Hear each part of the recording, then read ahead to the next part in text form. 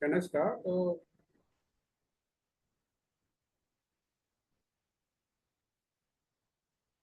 Hello? Yeah, sorry. Just one second.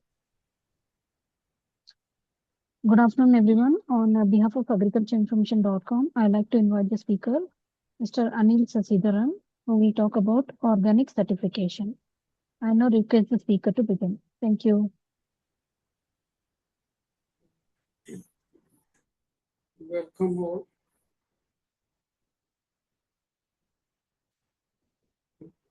Today, thank you for agricultural information for giving me this opportunity to give my share my experience in organic certification. And today I will be mainly focusing on organic aquaculture. Because, I have seen that already there were some good sessions on organic agriculture and regenerative agriculture. So today I will be mainly concentrating on organic aquaculture, which is one of the divisions of organic certification. So why we need an we all are hearing about organic sustainability, organic, everything is there. So why? What is the importance of organic? Why we need organic? We have to see like if you see, India is one of the in a global scenario, India is the second largest exporter of shrimps to uh, shrimps to Europe and USA in the global scale. And also, we are one of the main consumers also of the fishes. So if you see, as food is important, the quality, the safety, everything is important. So like that, the demand for fish and shellfish product is going continuously increasing. That is, if you see the world market, the shrimp and fish, everyone needs shellfish means prawns, or I don't know how much of you will be knowing what is shellfish and fish. There are two types. Mainly, fish is our culturable species, and shellfish mainly means clams, oysters, and also the shrimps, lobsters, like that. And we are now facing a what is a global warming, changes in global temperature, sea temperature is going high. There is no fishermen communities. So these are the many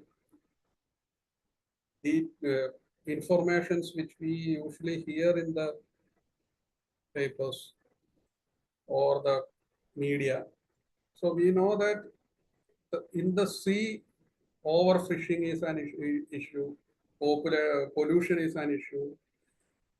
So almost every sea fishing activities has become static, and its sustainable limit has been extended. Many of the fishes are on the red list. There is no sustainable fisheries. Fisheries means catching from the wild. And also, if you see, we are hearing many adulteration issues in the fishes, antibiotics use, then for fish farming, people are changing the paddy fields, mangrove forest. Mangrove, before you know, it is a highly productive ecosystem which prevents many of the soil erosion, sea walls, everything. So consumers are becoming increasingly aware of the problems related to safety and quality of aquaculture products and of the relevant environmental and animal welfare issues. That is chemical and antibiotic use. Many chemicals are used during the culture. Antibiotics are there because these are also in other farming activities like poultry. Also, it is there.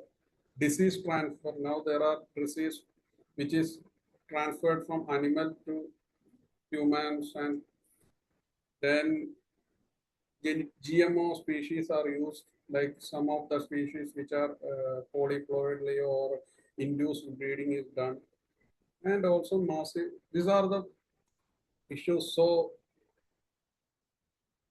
you see here, you can see that in India, and just taken one. There are many species, but the main candidate species is uh, shrimps. This is known as white leg shrimps, and giant tiger prawns are the two candidate species. It is the main species, and we are exporting to North America, Latin America, almost all the world. It is now China also is there. So this is the main species. So what is organic production? Organic production is an overall system of farm management and food production, which has to combine environmental practices, a high level of biodiversity, preservation of natural resources, application of high animal welfare standard, and a production method in line with the preference of certain consumers. Because if you see, there are persons, yeah, for example, I would say vegan, now people are there, some people are there who does not eat. We have some religious like garlic is sometimes not taken by a specific person. So these are the things. So consumer preference is also to be seen. And what is aquaculture means managed production of aquatic plants or animals in fresh, brackish or salt water. Fresh means our the salinity is zero. Brackish water means mainly the place where seawater and freshwater mixes. Like if you see some places are there where estuarine modes, like water entering the sea. So that mixing point is known as brackish water. Uh, there are some places where the sea during the high tide level, tides are there. If you see the flow of water in the morning, or the water will be going in one direction, and the evening it will be flowing on the other direction. If you see the river flow, everything, it is known as tides, because it is based on the lunar cycle, the gravitational pull of earth and moon. So it's like, so what is an aquaculture means? The aquaculture is farming of aquatic plants or animals in fresh, brackish or salt water in a demarcated environment. It has to be a demarcated. You cannot say if you are catching some fish, you are leaving some shrimp, fish seed in a pond, no, in a river, and catching same fish from adult size. It is not an aquaculture. It has to be done in a demarcated environment. So it has to have a bunch or perimeters and everything. So in all, we have many species, many things, many animal fishes, many in the wild. But in the case of organic certification or organic farming, there are some species which as when you say about organic, because I am a person from organic certification background. So for me, my guidebook is organic standards. So if you see organic standards requires has specific guidelines on these are the fishes that can be certified. These are the fishes only that can be farmed. So if you see, these are the fishes, that is salmon. These are some of the fishes. In India, we used to do shrimp and milkfish. That are the main two species that were shrimps, milkfishes, and mussels. Sea bass, we are doing carp, we are doing catfish, tilapia, and freshwater prawn. These are the fishes which we do in India. Now this is organic account. These emblems you will be knowing, but still I am saying, if you say organic, as a person or certification or a consumer point of view, you cannot, there are laws which governs by each country, which governs the organic certification or organic integrity, which is checked, which is verified by a approved organization. Only after that these products will have these logos. So if you want to export a product from India, the Indian organic logo, which is this is to be given, and this only gets after certification. And inside India, this is one of the initiative by the government of India known as Jaivik Bharat. This is which gives the assurance that these products are produced as per the Indian government standard, Indian standard, that is National Program for Organic Production. This is our program. And under this, there is rules known as National Standard, NSOP, that is National Standard of Organic Production. So this is the two logos of the Indian government. And if you want to sell it as a, send a product or buy a product in European Union, they have this logo, which is European Union organic logo, has to be there. Then only it can be sold as organic certified. Same way, this is the logo of organic and USDA, that is United States Drug Administration. So this is the United States organic logo, because almost all the countries have their own organic standards, like that JAS is also having. So these are the requirements. Now coming specific to organic aquaculture. Organic aquaculture production is an overall system of farm management and food production that combines, it has to combine best environmental practice, high level of biodiversity, preservation of natural resources, application of high animal welfare standard, preference of sustained consumer for production produced using natural substances and process. Maintain biodiversity and natural ecosystem means you have to give importance to the mangrove ecosystem, and you must not destroy any. The culture system should be as equal to the natural environment. Maintain quality and health of both aquatic production system and surrounding environment. You cannot dump waste from the aquaculture system to a surrounding ecosystem. So, use of renewable energy sources. Organic aquaculture requires many requires energy, that is electrical energy or mechanical electrical energy. If you are using, you have to use mainly renewable energy like solar energy, other than using petrol, diesel for generators. So you have to minimize that, and recycling waste by using farm inputs. This is done by you, like if you have a pond, there will be sludge deposit from the fish feed, fish dead and parts, everything. So this has to be used. But if you see the pond bottom soil after the culture is high in nitrogen content and it is a good fertilizer, so it should be used for something like a farm input, like as an fertilizer for the trees in the bunds, in the bunds of the farm, like that you have to use it. Now, animal health has to be maintained, and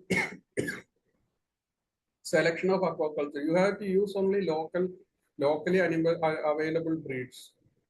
You cannot bring a shrimp or fish like salmon. Let's say salmon, which is not available in India.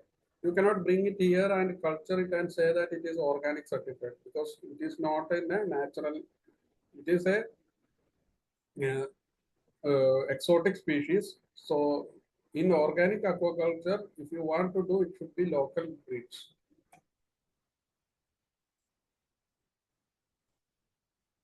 Operations shall be situated in locations that are not subjected to contamination by products or substances not authorized for organic production or pollutants that would compromise the organic nature of the products. Operations like you have the first thing of a farm, any farm, it is the site selection. So in the case of organic aquaculture also, the site should be away from any pollution source, because the water is the medium here. If the water is coming from a sewage plant or outlet of a sewage plant or outlet of a factory, it will be having the residues of the chemical, and it can have the precipitation in the water which is used in the farming. So you have to make consideration that the location has to be selected such that no pollution is would compromise the organic nature of the production, then you cannot cut away the mangrove ecosystem and build a farm. It is not only for mangroves. Nowadays, people are converting paddy fields also, which is also prohibited. When an operation, like if you see this picture, you can see this is a farm. It is a, many places. If you see from the drone or something, shrimp farms will be like that. So here, let's say one farm, a farmer has to do organic only one pond. He can do it as per the standard. The other ponds can be considered as a non-organic ponds. But he should maintain a good documentation system, like how he keep it separate. A buffer zone should be, buffer zone means prevention area which prevents the contamination from or non-organic to organic. Then separate water measures, like you if you want to take water into the farm, it should be in a separate way. Then salination of the drinking water, salination of adjacent agriculture and drinking water source by way of organic shrimp farming is strictly prohibited. If you see some of the places, it will be very, yeah, now it is the temperature is in a high like 38, 39, and the water, if you put some brackish water, if the salinity initially will be 10, and as the temperature goes up, the salinity will be like reduce 30, 20, 25, so that the shrimps will not be, shrimp or the fishes will not able to acclimate to that change. So the farmer, what he does is he will take groundwater or the borewell water and mix it with the pond water. So it is not allowed in an organic aquaculture because organic aquaculture practice, because it is we are degrading the or groundwater for.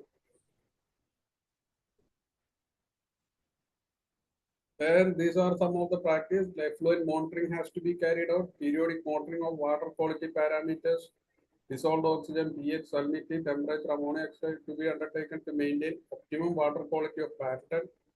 Aeration is the step which say if you see, everyone has seen the aquarium tanks. If you see in that, we will be giving air oxygen like air bubble. Same process. Same processing happened in big farms where we will be giving aeration by means of pedal wheel aerators or bubbles or dispensers and anything. But if you see organic aquaculture means nobody is giving any aeration for a natural environment.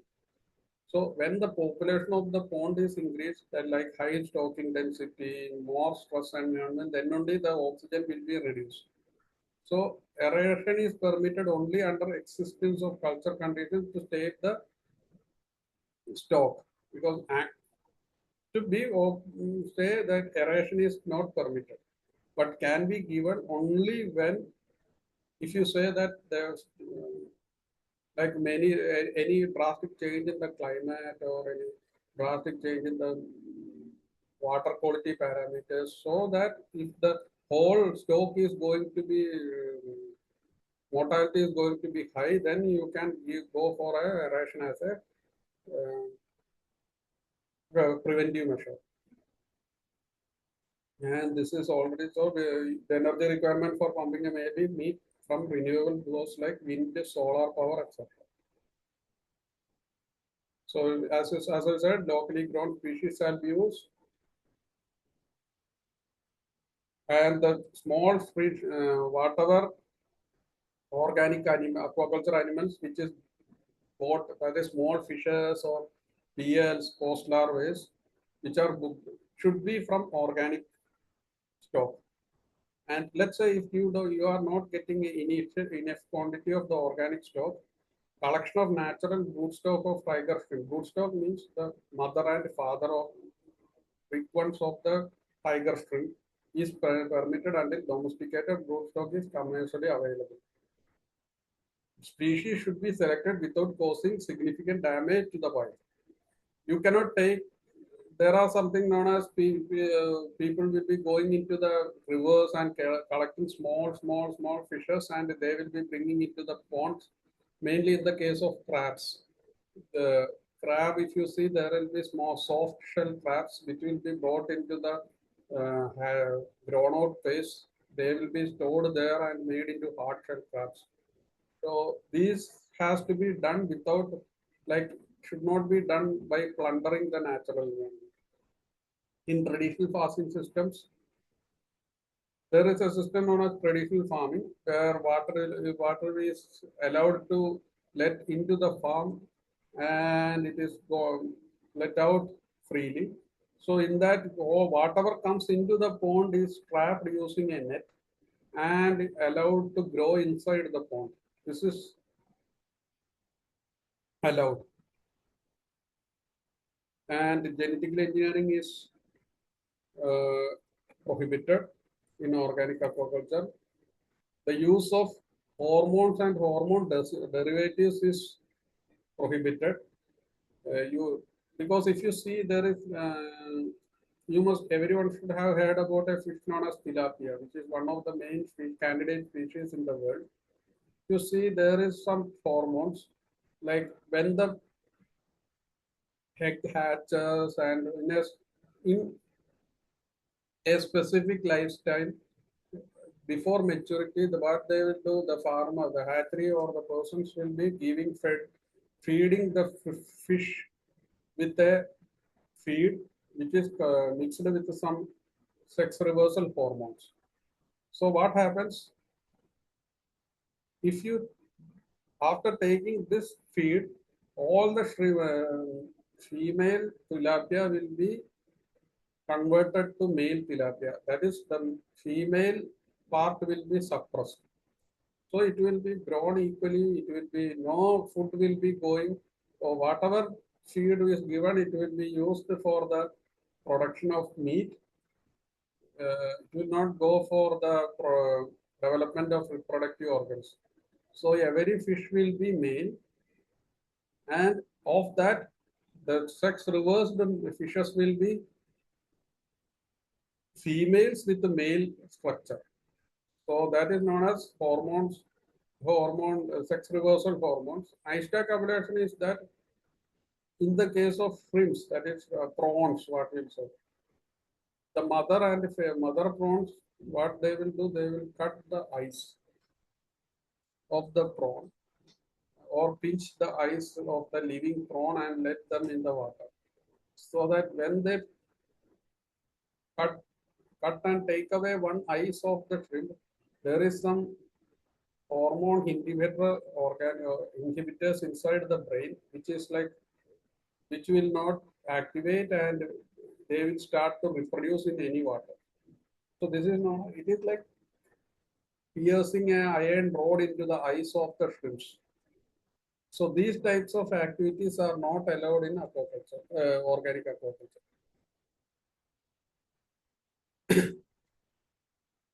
So now coming to culture practice, these are nowadays many of the aquaculture practices are very well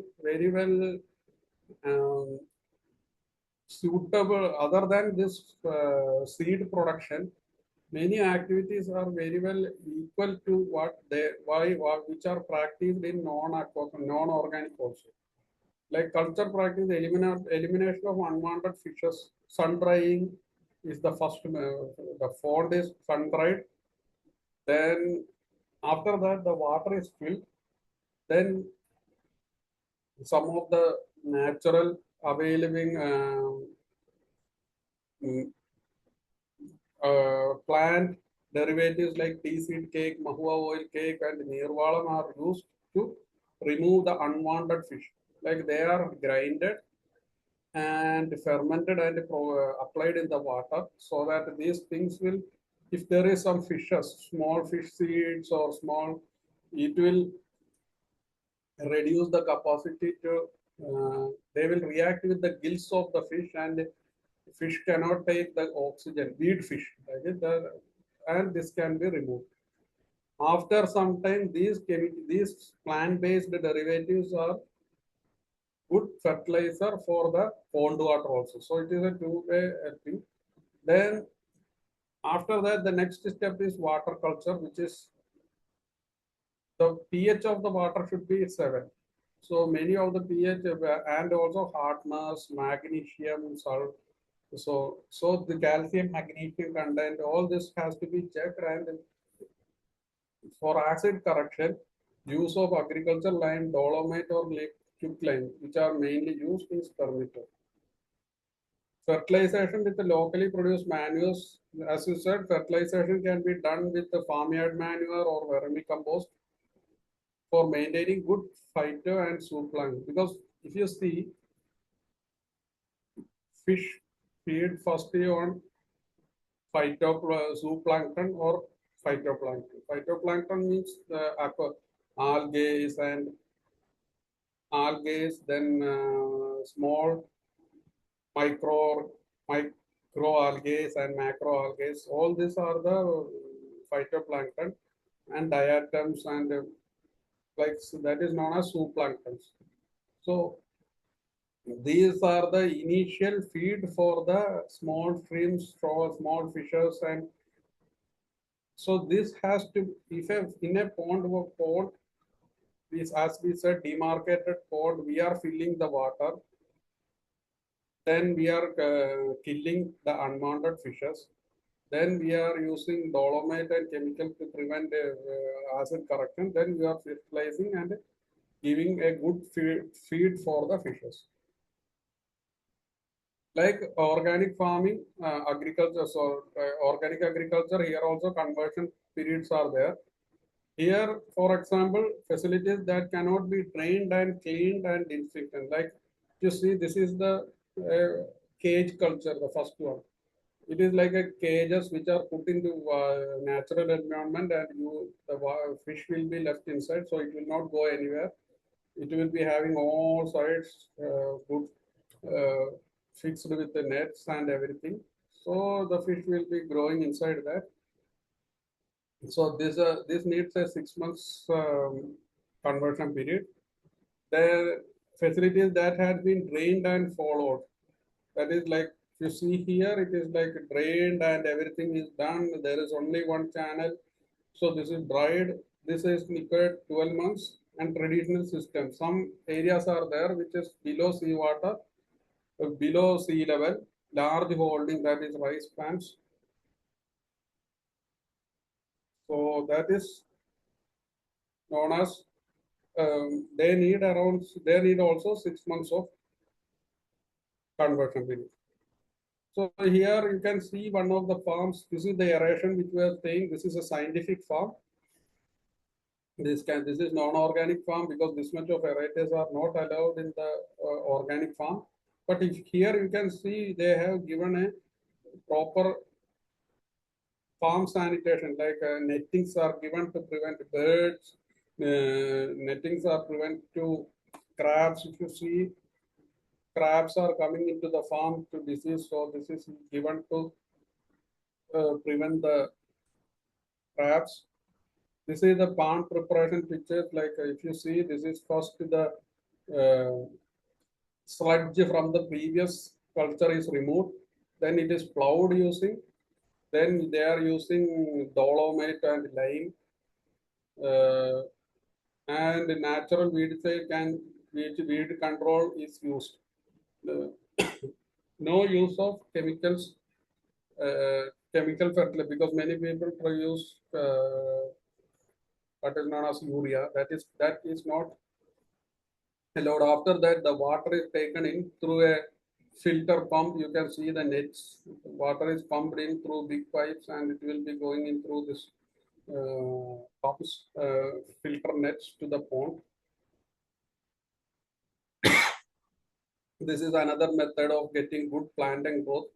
People, this is a pod in that the chains will be like this, hang like this, and if two persons will be holding both sides, and they will walk from this side to the other side of the pond, so that the bottom of the pond will be mixed or agitated, so that there will be good mixing. So that after that, this is the proper color of a water which can be used for culture. Then we will be putting small PL. So PL means post larvae 15. That is after hatching, it is 15 days. Uh, this is a small fingerling. This is shrimp. We are seeing very big shrimp in the first photo. This comes from the small shrimps. Select PL from hatcheries. It should not be having any antibiotics. PCR means polymerase chain reaction. Check the quality and any no diseases are there should be done. Then it should be stopped. And in the aquaculture standard, there is specific requirements that seed should be maximum 22 post larvae and biomass should be 250 grams per meter square. So these are the requirements of a stocking density if is there. For shrimp, the active stocking density is 6 numbers per meter square and biomass in the pond shall not exceed 1400 kg per hectare per crop. So this is a low stocking density. In this case, this is properly maintained. There will be no disease outbreak or anything.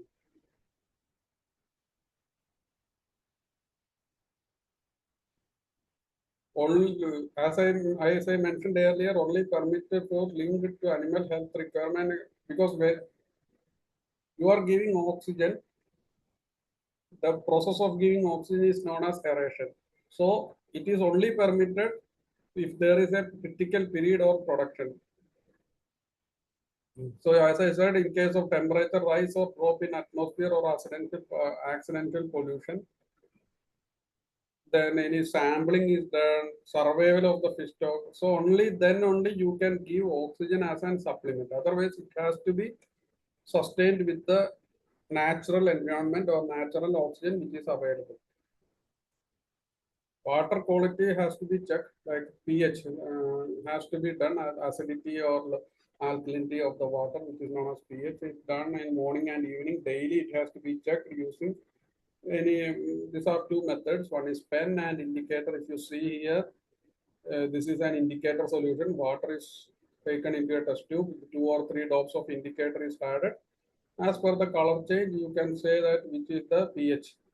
Then salinity is checked. Then this is used for checking the transparency. How much sunlight is going down, which gives you an idea how much plankton is there. If there is good plankton growth, then it is a good culture environment. So feeding aquaculture animals shall be fed with feed naturally available in the ponds and lakes. If feed mentioned above, let's say if you don't have feed, then aquaculture feed for animals to be short from organ because some of the animals are there like shrimps or there are sea bass which is carnivorous animals. So in that case, you have to give them with a compound feed or artificial feed. So this organic feed should be come from organic source. So it is a separate standard are there for organic feed, how it is prepared, what are the requirements for organic feed. That is there in a separate standard is there for organic feed also. Steps should be taken for disease prevention with like good husbandry because when it is low stocking and good farm management, there is the chance of diseases and if you are collecting good seeds and the preparation is very correct, the requirement for the risk of disease is very less. Appropriate stocking density, breed and strain selection. So this should be in case of production line less than a year, a limit of one. Let's say if you have any, this is one of the thing. If you have a disease issue, because this is an open system, and something happens. So if the production cycle of less than a year, a limit of one allopathic, you can give one allopathic treatment. That is, antibiotic can be given. Allopathic treatment are exceeded, the concentration of alcohol cannot. But if it is used, you cannot solve the product as organic products. The withdrawal period for allopathic product. Withdrawal period means if you put some antibiotics in a product or after, let's say for example, 14 days, you cannot get the residue from its body. That is the time withdrawal period. But in the case if you are using it as part of compulsory control and eradication scheme, you have to give 2 times. Like if it is 12, you have to use 14. So 24, sorry, 24. That is double the time and as a withdrawal period. And if it is not specified, it should be 24 or 48 hours.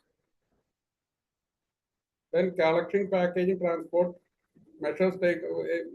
This is like now you have done the culture, you have feed it. It has been coming to. When you collect it, you have to see that it will not be mixed or exchanged with non-organic product. That is one of the main critical points in organic aquaculture. Like you must always maintain the separation measures very strictly, and the documentary evidence is to be maintained utmost important because the traceability and mass balance is the backbone of organic aquaculture, any organic system. Harvest is to be well planned before harvest. Use as least times as, because all this is to reduce the stress on the animal which is to be caught. You see here, you can see the shrimp, the process is like the fish is harvested and it is straight away taken to a slurry of ice.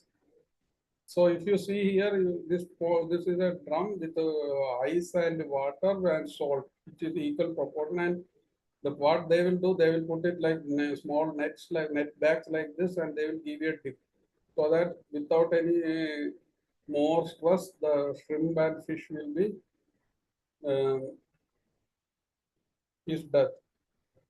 So catching transport must be done quickly and humanly in order to spare the animal unnecessary suffering, death in the ice water.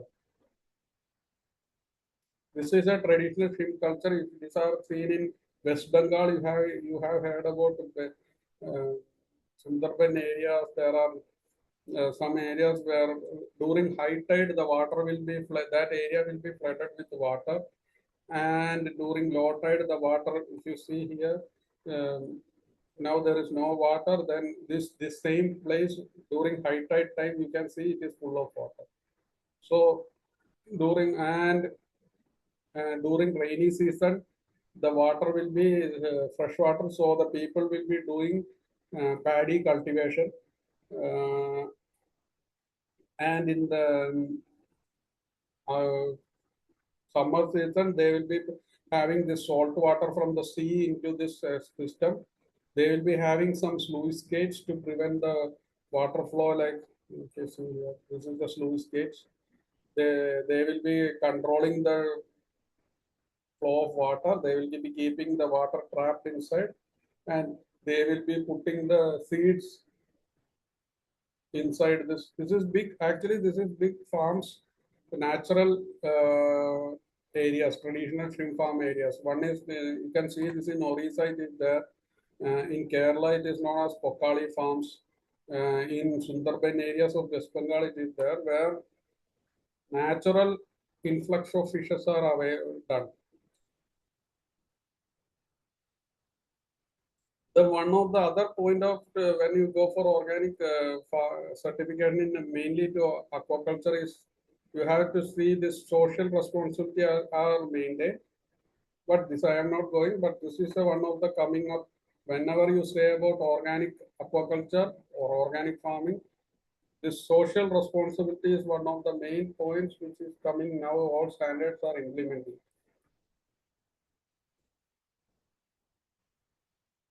In India, in the world, there are many organizations which are giving organic certification. If you see, this is Soil Association is one of the first one. Then Biosis is there. As I said, these are all natural and Germany. These are some of the private labels which is now available.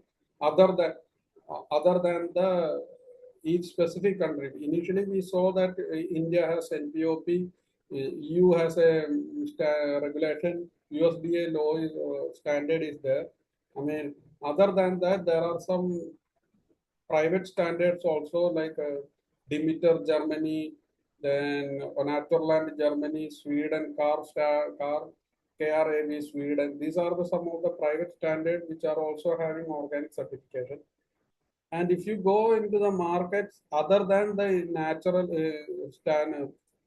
logos which we saw earlier, you can also see these logos also like Naturland, by Organic Soil Association, then BioSwiss. These are the standards which gives confidence to the farmers, consumers that these are more stricter than the this is EU organic logo which we have already seen. So these are the private logos. This um, this country logos are the main requirement, and these are all these private logos are as per the buyer requirement. Like of this Naturland is the most important, and aquaculture they are most widely recognized logo. So you can see here these are the countries which are now doing Ireland, UK, France, Chile, Ecuador, Peru. India is the India we have tiger prawn, freshwater prawn. That are the main species. We are not doing many species like tiger shrimps are there, pangasius is there in Vietnam. So these are some of the countries. So when you say organic, it is as you know, it is means patience and it is low stocking, continual monitoring and documentation is the important thing. So with this, I am come to an end. If there is any questions, you can. Thank you.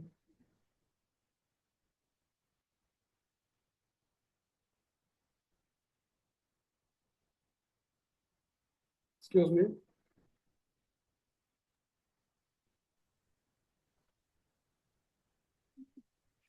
Thank you, Mr. Anil, for the presentation.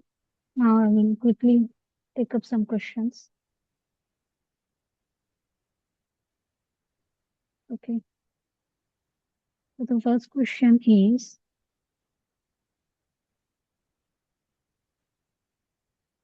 what are the step-by-step requirements for getting organic certification in India? Okay. In organic certification, first thing is you have the first thing is in India we are having a standard known as NPOP. Okay, our organic certification as I said this yeah.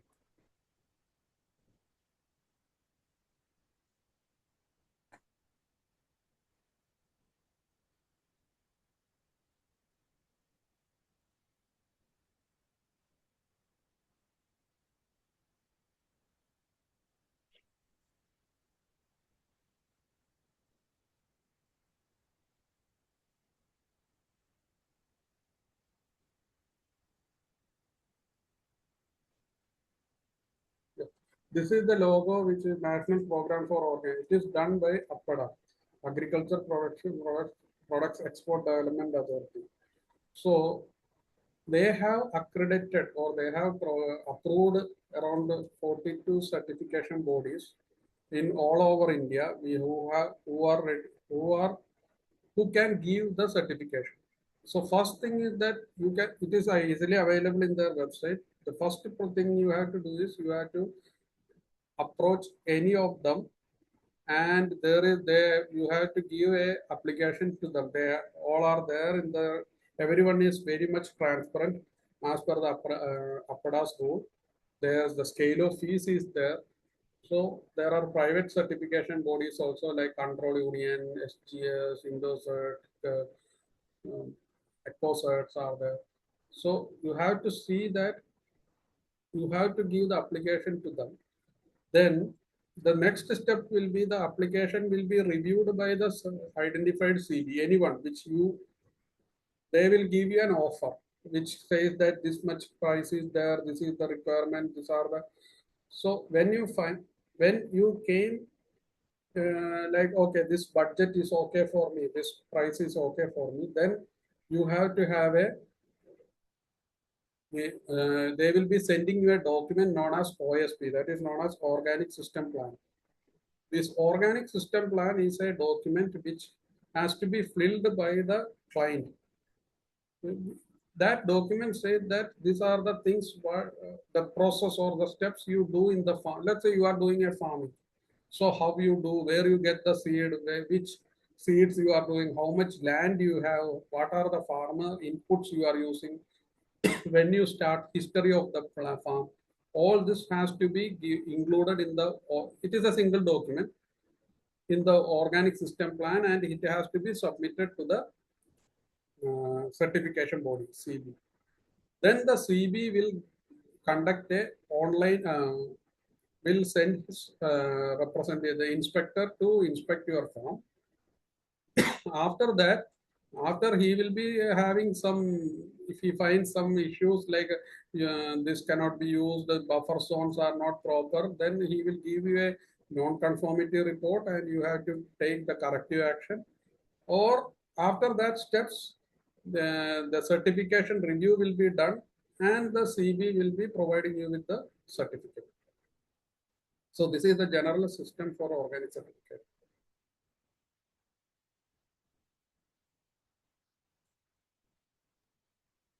Okay. And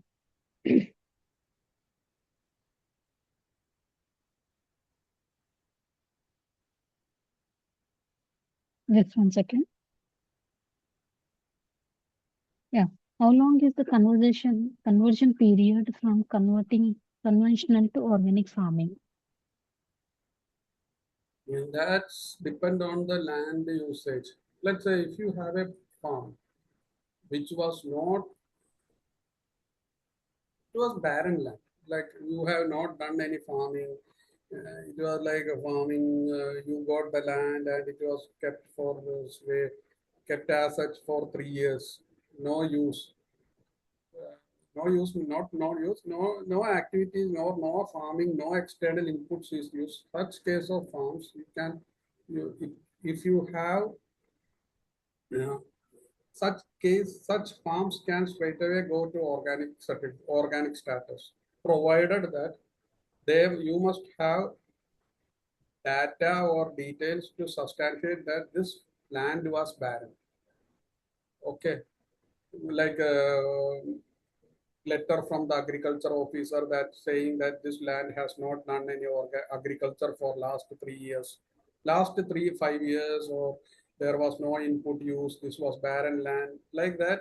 No sewer dumping was done. Like if you see, if there is a barren land, people used to put the waste dumping, so it should not be there. That, like that, it should not be there. In a case of like that, the conversion period is, you can go straight away to organic. The other system is, let's say you are doing a farming, you are having a farm, the farming land. You are doing, you want to convert it into organic. In that case, in general, it will take 3 years. Like first, it is known as C1, C2, C3, and organic. That is conversion one, first year. When you sign the contract with the certification body, to 1 year, it is known as conversion period one. Then to two is conversion two. Then conversion three, and from after that, the next inspection is organic. So it is 3 years, 3 years conversion cycle. So this is known as if you are doing a farm, so if you want to convert a farm which is already having a farming system. So these are the two systems. One is if you are having a barren land or no, let's say you are having a farm also and you are following organic farming system. You have not used any input also. That also can be go straight away to organic, provided you have to show the certification body that you have not used any inputs for the last 5 years or 3 years. That is, For that, you can get them certificates of soil testing certificates or the affidavit from the agriculture officer or the neighbors or the village head. Something must to be done, and the certification body will come.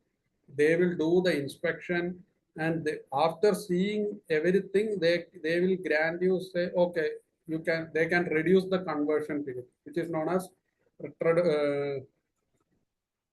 prior recognition. So they will reduce the certificate conversion period. So these are the three scenarios. Generally, it will take, if you are having a regular farming, you have to stop today, and you are doing farming, you are using inputs, then now you want to go for organic farming, it will take minimum 3 years. If you are like organic, you are following organic principles, but not certified, and you have enough documents to show that, then the CB can reduce your organic certificate, organic conversion period to, you can go straight away to organic, or at least 6 months. You can, that is up to the CB. And if it is a barren land, no certification, nothing is there, it was no culture activities was done, then also if there is documents, you can go straight away to organic. But everything depends on how you provide the documents.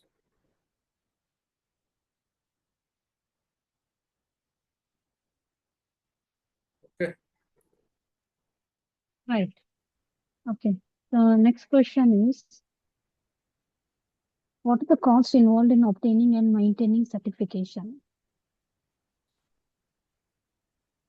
It is different to CB to CB because it depends on land area, how much land is there, how much products. Let's say somebody will be having only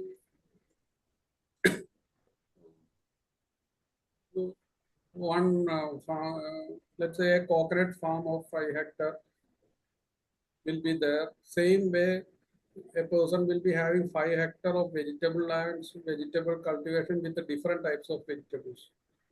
So the risk of the products are different. One is ready to eat, vegetables are more risk to pesticide. So all these are considered, how much time is required, then how much transaction. One of the main thing I was saying, documents, how much, let's say you are having more transactions, transaction is sales, organic sales. One of the main important points of organic certification is traceability and mass balance. So whatever you sell has to come back, it has to be traced back to the farming system or the and to the seed supply. So this traceability study should be done. So it will take more time consuming. So it is depend on the certification body to go. Let's say in India, there are, as I said, there is 40, 45 certification bodies. Some certification bodies are there, which is uh, governed by the government agriculture department, like let's say for example Jharkhand has Jharkhand Agriculture Organic Certification Board. So every state is developing or their rate may be less compared to the private certification bodies. But when you export a product, somebody from outside the country will be only recognizing control union as a certification body. So all these parameters matters. So, but there is a scale of fees which is available in the NPOP APPADA website, which is the baseline for the certification. So for that, you have to see appada.org website.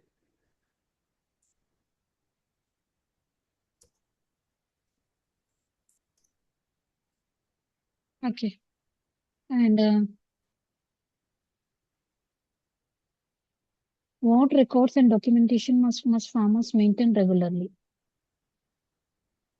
One is the farming activity. Minimum requirement is farming activity. What activities you are doing. Let's say a farmer, when the first record is the farm diary will be when the planting was done, what irrigation is there.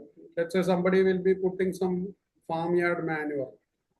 Farmyard manure, if you are putting, how much is done, how much is provided for the plot, where you got the farmyard manure, if it is on farm, it's okay. If you are buying it, from which source you buy, because there is one, as I said, these are the three standard. There are three standard. NPOP is there. Let's say you are exporting into EU or USA. They have a requirement saying that you cannot give more than 120 kg of nitrogen to the farm. So these are the one is the farm diary, which shows that what are the activities you are doing in the farm. In that, you must have planting date, what are the input used, what activities you are doing, and also if you are doing any sales or purchase, the invoice for the sales and purchase. These are the things these are the only things which needs to be maintained.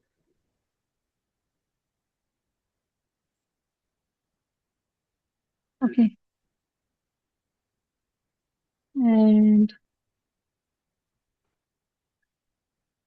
what are the common reasons for rejection during inspection? Common reasons for rejection. Yes. As a in my experience, everywhere the only problem is, in the case of farmer, the main problem which is going to affect is maintaining of the records, because the farmer will be selling. As I said, the two things in organic agriculture, two things are organic certification. Two things are very important nowadays. One is traceability and one is mass balance. So for a person who comes from outside, he has only organic, uh, his evidence is what you give. Let's say you are having a mango farm. So when you start your into 2025, an inspector comes to your farm. You are a certified organic farm. You have a mango, 1 hectare of mango farms, and in a 20, there is 50 farm, 50 mango trees. In 2025, the vendor inspector comes. You are saying that you are the inspector is having a checklist, and he will ask you that what is your expected yield, how much you think, because these inspections will happen mainly in the farm harvesting time or in the flowering time. So as a farmer, you will be having, let's say you are having an expectation of 10 tons per tree. So you are saying I have 50 metric tons of, I expect 500 metric tons of mango from this 1 hectare farm. So this is the data you have provided to the inspector when he comes for 2025. And when next year, when the inspector comes again and he sees your harvest data, and in that you have sold around 1,200 kgs of mango, because you are expecting only 500 kg and you have already sold, maybe because of the climate change or good climate, the farm you have got a bumper crop or something like, but you don't have enough substantial data to show that there was 500 kg. You have to have the documents supporting that sales invoice or something like how. Then he will be doing each day how much harvested from each plant. So what is the harvest data? How much documents you are, how much time, quantity you harvested, who is the purchase person. So all this has to be checked. So this is one scenario which I gave given example. The main problem is that sales invoices will not be maintained properly. You have to keep the sales invoice. Whatever you sell, you have to keep that quantity and the invoice. Or invoice means it can be in a small paper also, because you cannot ask farmer to get a GST paper. But still, whatever you sell, you have to keep it in a paper. This quantity, 5 kg amaranthus I sold, 10 kg chili I sold. That is enough, and it has to be entered in the farm diary. Simultaneously, whatever inputs comes in, like if you bought some cow dung, if you bought some neem oil, whatever from where you bought, the invoice, the quantity, and the quantity you used, balance. So all this, the main problem with the certification is the not the farming activity. It is mainly the documentation and the traceability part which is always making the issues.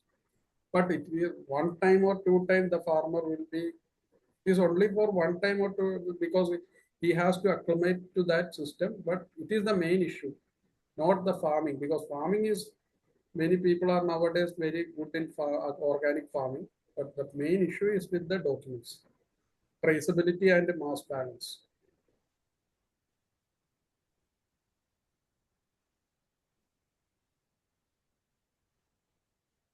Okay. Next question is,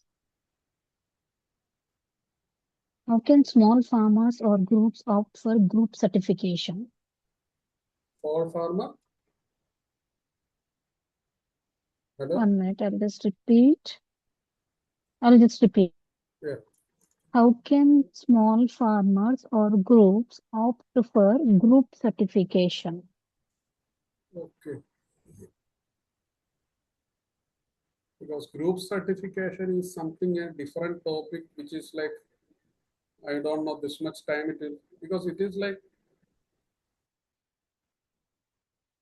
it is a separate to group certificate. The concept of what he, the question says, it's a small farmers has to become a group means they must have a legal entity. That is the main requirement. Um, they must be like some group or society they have to create. Then they must be using same input, same marketing system, same. Uh, we used to say it is a group, but it is a single individual. So the concept of small farmer group is like,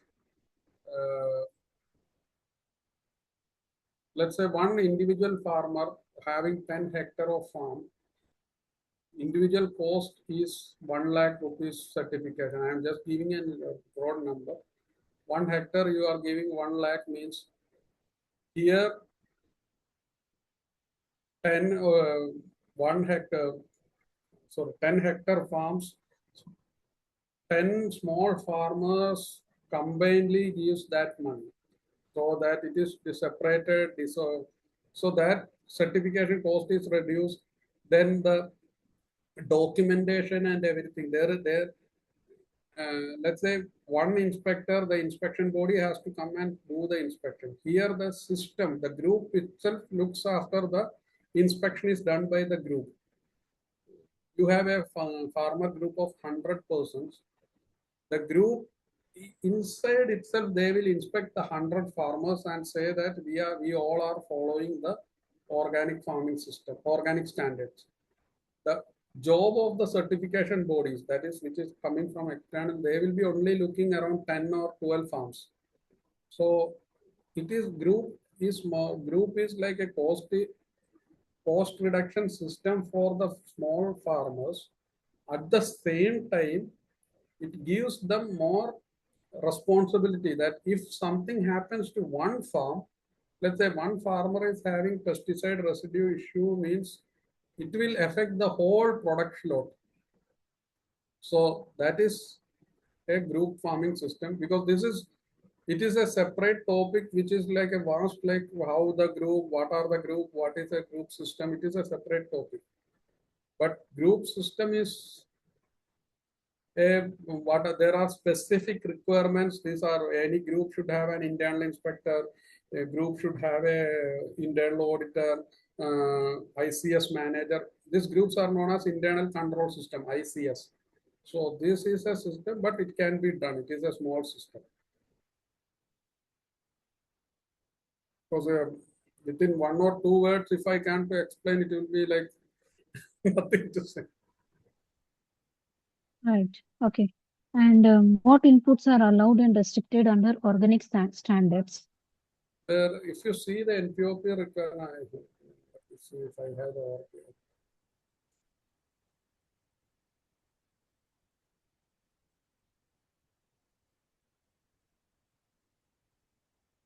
unknown caller.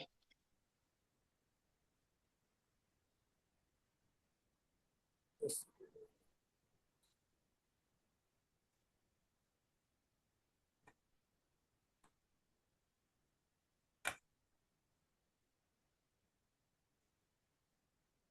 Yeah.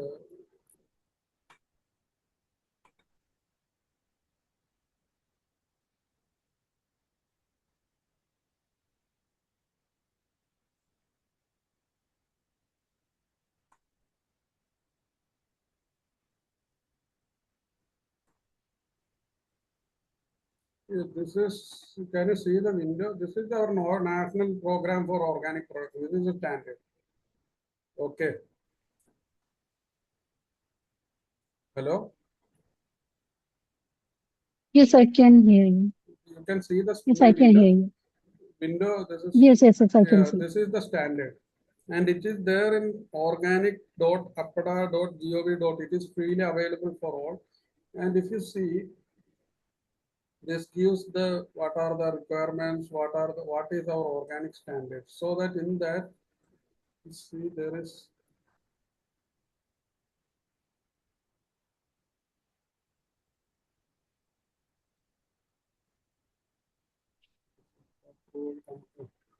they have a system known as approval of commercial inputs, where there there is a approved list of they will be this APADA will be giving all the CBs will be giving uh, what are the inputs that can nowadays many commercial available inputs are there which can be used. So there is a list of inputs like approved inputs like Panchagavya, Pancham, everything is there. But all the whatever inputs you are using, let's say you are having your own fermentation mix. You mix jaggery, you mix rice bran or some leaves, and you make it into fermentation, and you spray it into your own traditional uh, know-how, such that also you have to do only one thing, that is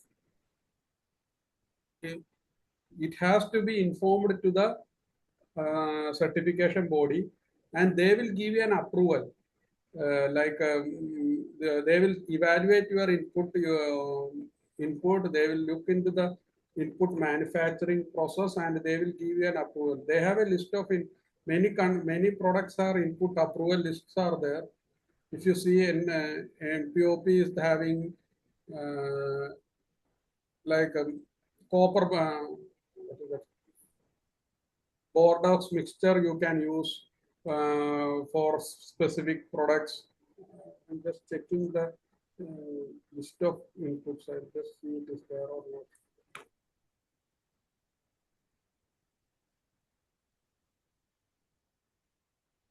One minute, I just.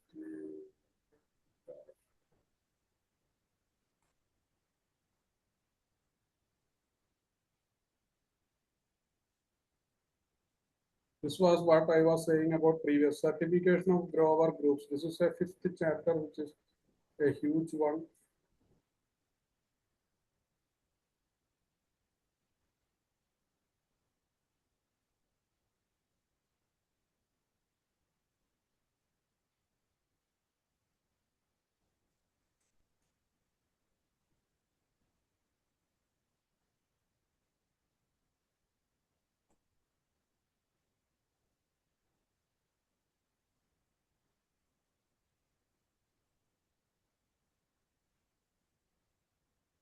Hello?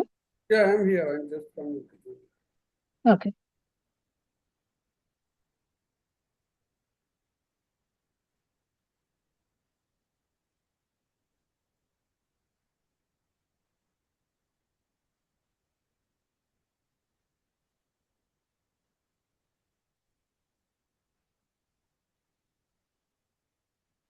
Yeah, list of inputs. I'll just share with you because I had to just. There is a list like general lists are there like copper sulfate, cow dung, then wood ash, what are the things that can be used as inputs, what are the things that can be used as clean pesticide, not pesticide, no pesticides are not allowed. Uh, tea seed cake can be used. Then, so these lists are there that I will share with you. You can just share with the group also, because now just I am looking and I am not able to recall it.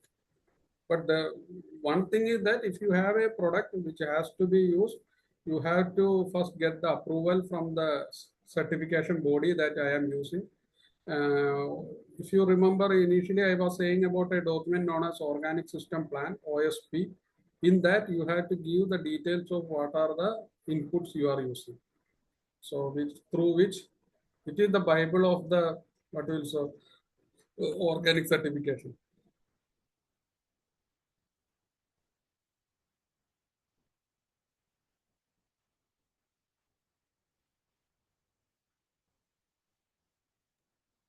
Okay. And just last two more questions.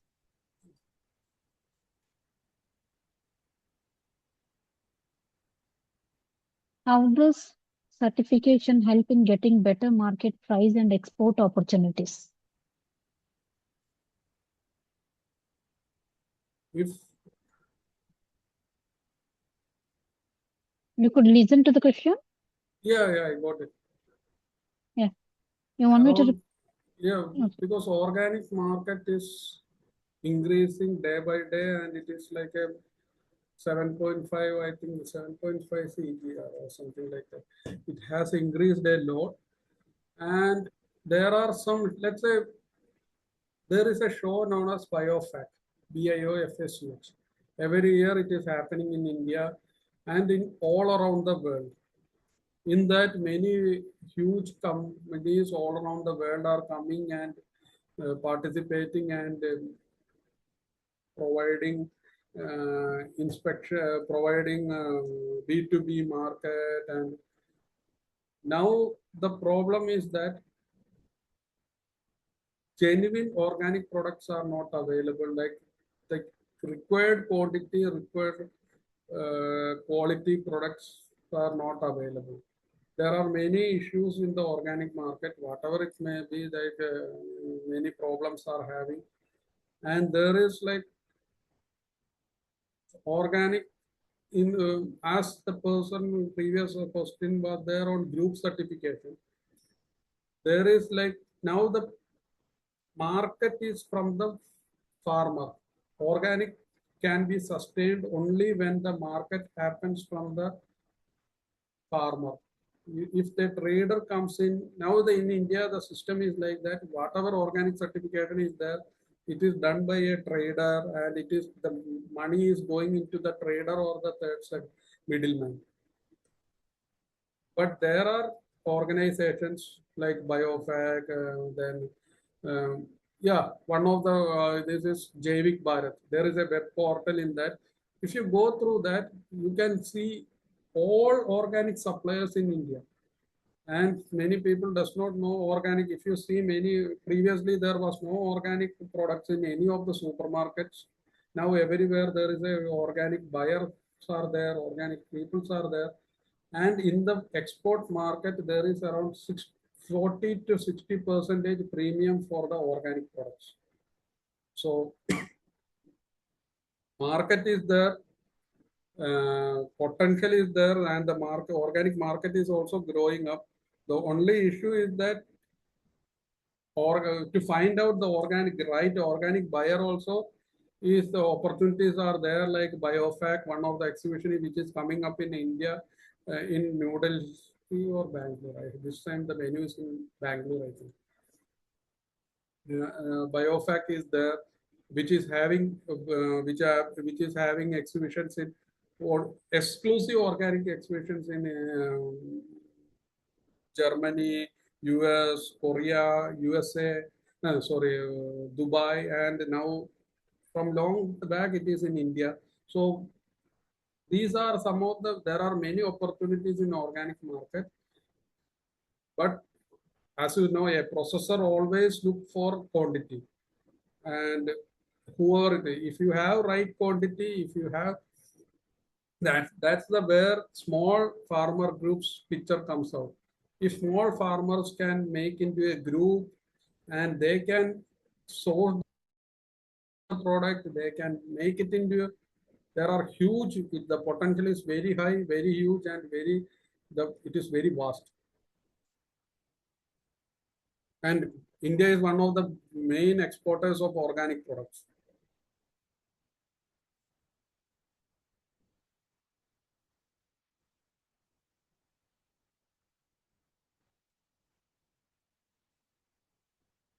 Okay. The last question. What are the common mistakes farmers should avoid during the certification process? The only thing I have said is previously one thing is that follow organic practices. Don't it is the rules are very simple.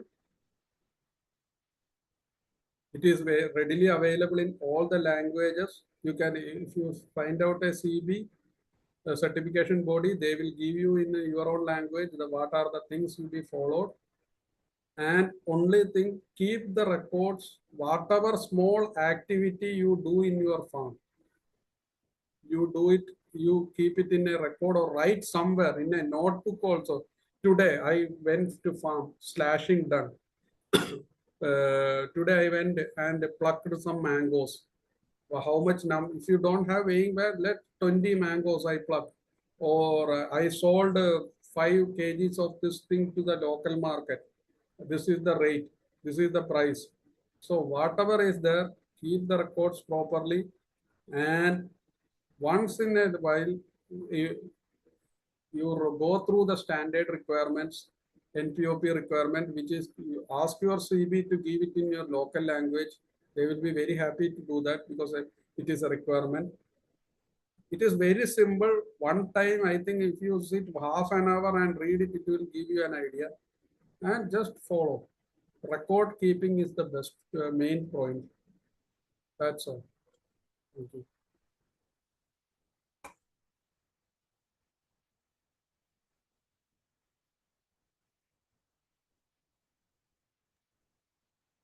Okay. Okay, Mr. Anil. So I don't see any more questions. So now we have come to end of question round.